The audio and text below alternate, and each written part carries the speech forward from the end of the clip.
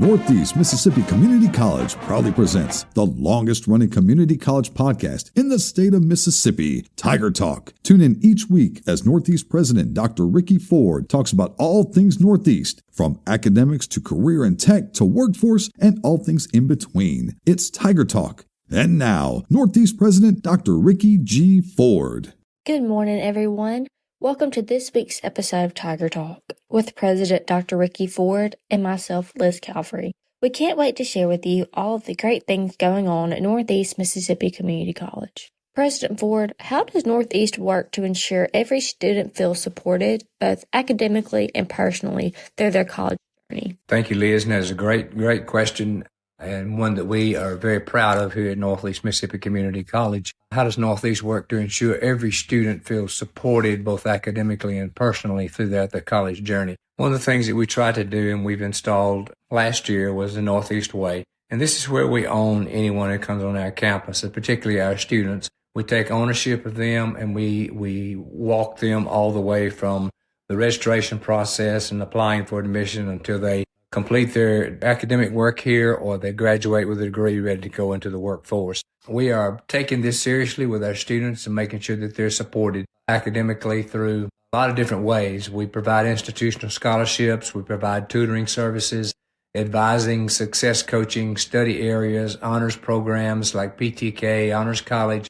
Scholars Bowl, and other clubs and organizations which are geared toward primarily academics. Because when you look at the bottom line of this, we're an academic school, and our job is to make sure that our students learn the material that they need to learn in order to go out and get a good job. Our Northeast students are supported personally through counseling services, support of faculty and staff outside the classroom or offices, things such as the Tiger Den Food Pantry, which provides food for any of our needy students, Shop for Success program, Diversity Day, other clubs and organizations and student activities that focus on hobbies, interests, and also entertainment. Now, if a potential student is here for a campus visit, the first thing that we carry them to is they meet with their program advisor, so they know who their advisor will be from the first time they visit campus. That will be their go-to person as far as their academic instructional needs or advising needs. If they are current students, they're always welcome to stop by the recruiting office, and they often do, to ask for assistance. We build strong relationships with students and parents during their campus visit and recruiting journey, so they feel comfortable asking us questions about all areas of the campus. And personally, students drop by very frequently just to say hello and check in. If we see any special need that needs addressing, we send them to the Success Center. We're a one-stop shop for students. They come to us where they need questions answered in financial aid, about their bill with housing or in admissions. We help them individually and don't just send them on to the next office without guidance and reassurance. And like I said, when a student comes on campus, our job is to own that student. We take them and we walk them all the way through the process. We don't send them on a wild goose chase to another office if they need something, not knowing what they need. We find it for them when we take it to them or take them to that office. It is our job to get them here, and as recruiters, we play a vital role in the entire process. So, once they get here and they get enrolled, our recruiters do not stop at that point in time. We continue to be supportive once they are here. And we also take the time to listen. We really commit ourselves to listening to what the student is saying and what they're asking and what they need. They may be unsure of what the next step is. We try our best to walk them through their next steps. These next steps may be financial aid, scholarship applications, bill payment plans, setting up their student account. Regardless of what it is, we try to make sure that they can check all the boxes before they leave. There are times when we have to deliver news the student doesn't want to hear as well, but sometimes we always have. But most all the times we have an alternative route that they can take. One example of that is being denied for graduation. They may not have enough hours or the correct hours.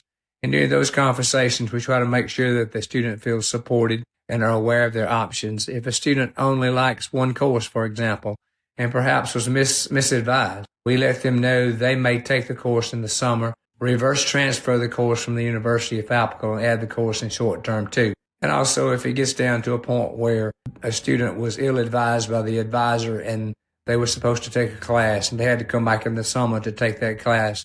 We won't tell them, you've got to come back and you've got to pay the tuition to take this class that we're supposed to have told you to take. But we don't do that. We bear the cost for those students because it was our fault that they had to come back. This is taking care of your students to the maximum level. And I think basic skills of kindness are crucial as well. Speaking to students in the hallway and around campus is of utmost importance. We want every student to know they are seen and they are appreciated here at Northeast Mississippi Community College. And as I said, we take those students and we walk them through the process and we own those students and help them in everything that's going on. And now for everyone's favorite part of the week, can you give us an update on the Northeast news? Some quick updates that we have. Giving a heads up that we owe a one-stop operator in adult services routine monitoring at 1:30 on January 30th, 2025 at Corinth.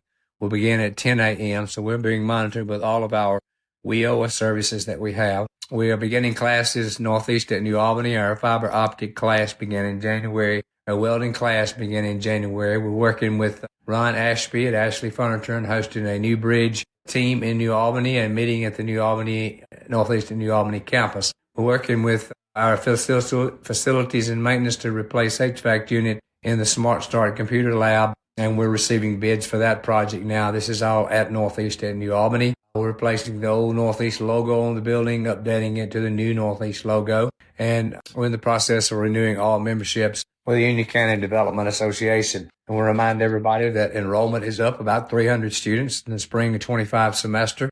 So we're excited about that. We have TSA competition, which will be this week on the Northeast campus. Some employment opportunities. We're still looking for part-time assistant volleyball coach. And we're also looking for a full-time police officer on the night shift on the Boonville campus. We have January the 26th, the big bounce back, using resiliency to achieve academic personal success. And these are success workshops, which will be located in Wright Hall. February the 5th, our success workshop entitled Money Matters, Budgeting and Saving as a College Student. And then February the 19th, the Self-Love Journey, Learning to Embrace the Beauty of Being You. Spring Transfer College Day will be held February the 4th in the Black and Gold Room. And MSU Day, Mississippi State University Day, will be held March the 4th on the lawn, weather permitting there. The men's basketball team improved to 18-0 with an 83-71 win at East Central and a 95-67 home win over Hines. The Northeast Tigers basketball team broke into the NJCA Division I rankings this week at number 25. Women's basketball team improved to 10-7 and 2-0 in the conference with a 63-56 win at East Central and a 76-60 win over Hines. We're right at 2 weeks away from the start of spring sports season. Baseball opens up with a doubleheader on February the 1st at Columbia State, while softball hosts Motlow State on the same day. Softball will hold its annual sophomore recognition on opening day. The athletic department had a cumulative GPA of 3.27 during the fall semester. 10 of our 12 athletic teams had team GPAs greater than 3.0, including the football team at 3.03. Baseball and softball host their annual fast pitch mingle. This past Monday night was at 6 p.m. at Boonville First Baptist Church, featuring players from two of the last four NCAA College World Series champions, Tanner Allen from Mississippi State and Kirby Connell from the University of Tennessee. So those are some things that are going on Northeast Mississippi Community College campus, what we consider to be the premier college in the United States. So again, thank you all for all the hard work that all of our employees do here at Northeast to make it what it is. We cannot be the premier institution we are without our employees that we have. So thank you for the job well done. And as always, ladies and gentlemen, let's go Tigers. Thank you for listening to this week's Tiger Talk podcast. If you or someone you know wants to further their education through academics, career and technical programs, or even continuing education and workforce, give Northeast a call at 1-800-555-2154. Tiger Talk is brought to you by Northeast Mississippi Community College. For more information about Northeast, visit www.nemcc.edu or follow the college on various social media platforms such as Facebook, Twitter, Instagram, and TikTok.